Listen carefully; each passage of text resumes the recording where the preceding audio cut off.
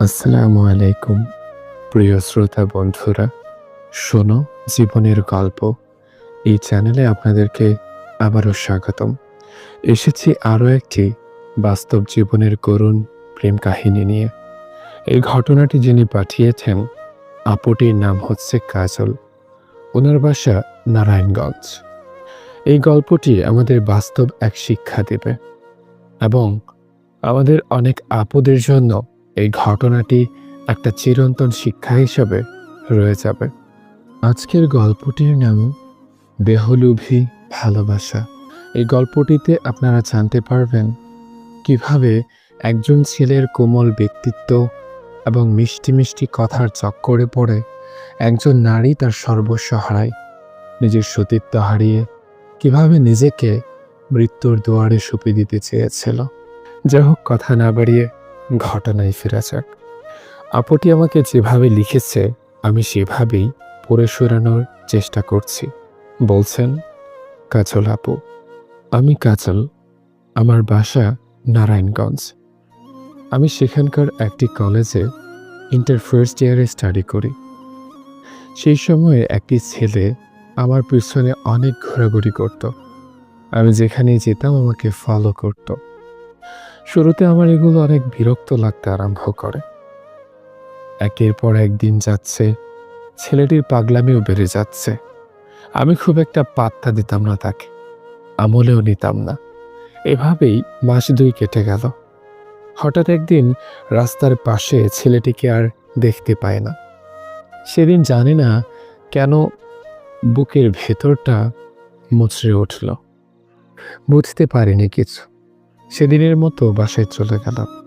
পরদিন আবারও কলেজে আসার সময় রাস্তাটা ফাঁকাই পড়ে রইল। ছেলেটিকে আর কোথাও খুঁজে পাচ্ছিলাম না। আমার যেন বুকের ভেতরটা কেমন অস্থিরতায় ভরে গেল। কারণটা তখনও খুঁজে পাইনি। তৃতীয় দিন যখন কলেজে আসছিলাম, তখনই সেই ছেলেটিকে রাস্তার পাশে দাঁড়িয়ে থাকতে দেখে সেদিন আর আমার বিরক্ত লাগেনি, বরং ঠোঁটের কোণে মুচকি হাসি অনুভব করলাম এবং বুকের ভেতরটা যেন স্বস্তিতে ভরপুর এক আনন্দ অনুভব করছিলাম। জানি না সেটা কি তার প্রতি আমার ভালো লাগা ছিল নাকি ভালোবাসা। এরপর থেকে ছেলেটি আবারও আমার পিছনে ঘুরঘুর করতে থাকে, কিন্তু তখন আর আমার বিরক্ত লাগে না। আস্তে আস্তে তাকে ভালো লাগতে শুরু হলো। এভাবেই মাস 6 কেটে গেল। 6 মাস পরে আমি তার প্রপোজাল অ্যাকসেপ্ট করি এবং ভালোবাসায় দুজনেই ডুবে যাই। তাকে দিয়ে অনেক কমিটমেন্ট করিয়েছিলাম। আমাকে কখনো ছেড়ে যাবে না, আমাকে কখনো একা করা যাবে না, আমাকে মিথ্যা বলা যাবে না, আমি ব্যথিত অন্য কোনো মেয়ের সাথে কথা বলা যাবে না, ইত্যাদি। শুরুতে সেও তা সদানন্দে গ্রহণ করে। তার মিষ্টি স্বভাব, কোমল ব্যক্তিত্ব আর আমার প্রতি সম্মান আমাকে যেন তার প্রতি আরো দুর্বল করে দিয়েছিল। দিন যাচ্ছে, সে আমার অনেক যত্ন নেয়, আমার খোঁজ রাখে, আবার ছোট ছোট ভালো লাগা মন্দ লাগা সবকিছুর গুরুত্ব দিতে আরম্ভ করে। আমিও তার প্রতি অনেক দুর্বল হতে থাকি দিনের পর দিন। এভাবেই কেটে গেল আরো 6টি মাস। তখন তাকে ছাড়া যেন আমি কিছুই বুঝি না। আমি যেন তাকে চোখে হারাই। আমি যদি একটি দিন তাকে দেখতে না পাই, আমি উন্মাদ পাগলের মতো কেমন যেন ছটফট করতে আরম্ভ করি। তাকে ছাড়া যেন আমি কিছুই বুঝি না। পড়াশোনায় মন দিতে পারি না। খেতে গেলে শুতে গেলে সব জায়গায় শুধু সেই ছেলেটিকে আমার চোখে ভাসে। এমনই চলতে থাকে সম্পর্ক। হঠাৎই বদলে গেল সেই ছেলেটির আচার আচরণ। সে এখন শুধু আমাকে টাচ করতে চায়, বিভিন্ন বাহানা খুঁজে আমার কাছে আসার। আমি এসব পছন্দ করি না। তাকে বারণ করতে গেলেও সে তা শুনবে না। কখনো কিস করতে চায়, কখনো হাগ করতে চায়, কখনো অনেক কাছে আসার অনেক বাহানা তৈরি করে। দিন যাচ্ছিল, তার এই অভ্যাসটা যেন প্রতিনিয়ত বাড়তেই থাকে। আমি শুরুতে তাকে অনেক বাধা দেওয়ার চেষ্টা করলে সে আমাকে 7-5 বুঝিয়ে আরো কাছে আসার বাহানা খুঁজতে আরম্ভ করলো। একদিন তো সীমা ছাড়িয়েই গেল। সে আমাকে প্রস্তাব করলো তার বন্ধুর কোনো একটি ফ্ল্যাটে যাবার। শুরুতে আমি তাকে জিজ্ঞেস করি, কেন ফ্ল্যাটে যেতে হবে কেন? পার্ক আছে, লেকের পাড় আছে, সেখানেই তো দেখা করা যায়।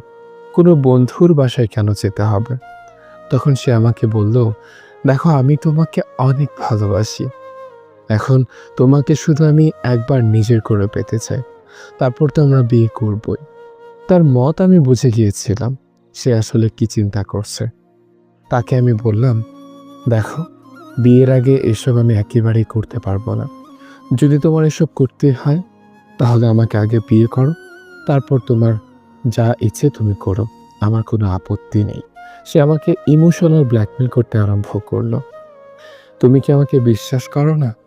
আমার উপর কি তোমার আস্থা ভরসা নেই? তাহলে কি তুমি আমাকে ভালোবাসো না?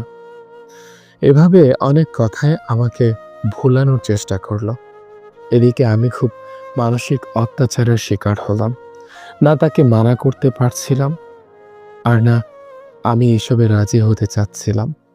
আমি তাকে হারানোর ভয় পেতে শুরু করি। এক পর্যায়ে আমার মনে এই ভয়টা জাগতে থাকে, যদি আমি তাকে মানা করে দিই, সে যদি আমাকে ছেড়ে দেয়, তখন আমার কি হবে? আমি তো তাকে ছাড়া বাঁচতেই পারবো না। এভাবে দিনের পর দিন সে আমাকে ইমোশনাল ব্ল্যাকমেল করতে থাকে। এক পর্যায়ে সে আমাকে সরাসরি বলে দেয়, তুমি আমাকে ভালোবাসো না। যদি তুমি আমাকে ভালোবাসতে তাহলে অবশ্যই আমাকে এভাবে ফিরিয়ে দিতে না। আমার উপর ভরসা থাকলে তুমি অবশ্যই আমার প্রস্তাবে রাজি হতে। আর তাছাড়া আমি তো তোমাকে বিয়ে করবই। তারপর কি আর করা? আমি তার উপর এতটাই ডুবেছিলাম যে প্রেমে অন্ধ। আমি আর ৭-৫ ভাবিনি। নিজেকে তুলে দিলাম তার হাতে। তার ইচ্ছে মতোই চলে গেলাম তার বন্ধুর ফ্ল্যাটে। সেখানে গিয়ে সে আমার সাথে মেলামেশা করলো। প্রথমে আমার কাছে ভালো না লাগলেও পরবর্তীতে তার স্পর্শে আমিও কিছুটা শিহরিত হয়েছিলাম। সেদিনের মেলামেশার পর বাসায় এসে আমি যেন নিজেকে আর চিনতে পারছি না। প্রতি মুহূর্তে নিজের করা এই ভুলের জন্য আমাকে যেন দিন দিন কেমন ডিপ্রেশনে ফেলে দিচ্ছিল। এটা আমি কি করলাম? এটা ঠিক হয়নি। ও যদি এখন আমাকে বিয়ে না করে কি হবে আমার? এরকম ভাবতে ভাবতে সে আমাকে আবারও সেই বাসায় যাওয়ার অফার করে। আমি এক পর্যায়ে তাকে মানা করে দিই, কিন্তু সে আমাকে জোর করে সেখানে আবারও নিয়ে যায় এবং আবারও আমার সাথে মেলামেশা করে। এভাবে প্রায় ৩-৪ দিন আমার সাথে এরকম মেলামেশা করে। পরক্ষণেই আমি অনুভব করতে পারি যে আমার ভিতরটা কেমন যেন করছে। তখন সে আমাকে ডাক্তারের কাছে নিয়ে গেল। ডাক্তার আমাকে বলল আমি সন্তান সম্ভবা। এই কথা শুনে আমি যখন তাকে বললাম, প্লিজ এবার আমাকে বিয়ে করো, সে আমাকে মুখের উপর এমন একটা বাক্য শোনালো যা শোনার জন্য আমি প্রস্তুত ছিলাম না। দেখ, তোর ভালো এতেই বাচ্চাটা নষ্ট করে দে।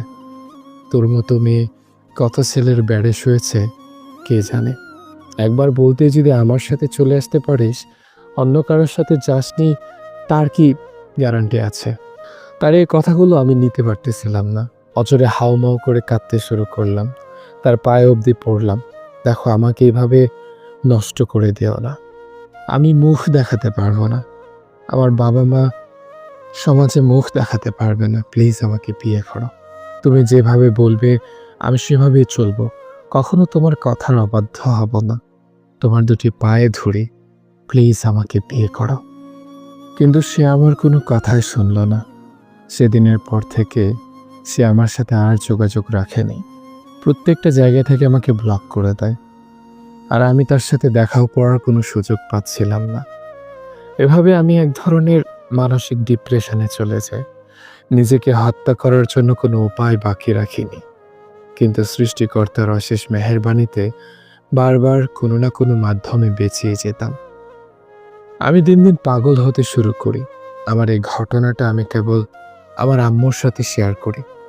এই পৃথিবীতে আমার আম্মু ব্যতীত আমাকে কেউ এতটা বোঝে না, এতটা ভালোবাসে না, এতটা সাপোর্ট করে না। আমার আম্মু যদি না থাকতেন, হয়তোবা আজ আমি মৃত্যুর কাছে নিজেকে সঁপেই দিতাম। হয়তোবা আজ পরলোকের বাসিন্দা হয়ে যেতাম। আমার আম্মুকে বলার পর আমার আম্মু আমাকে নিয়ে হসপিটালে যায় এবং বাচ্চাটা নষ্ট করায়, খুবই গোপনে, যাতে বাহিরের মানুষের সাথে জানাজানি না হয়। এভাবেই আমার মা একজন বন্ধুর মতো আমাকে প্রত্যেকদিন মানসিক ডিপ্রেশন আর হতাশা থেকে বের করতে সক্ষম হয়।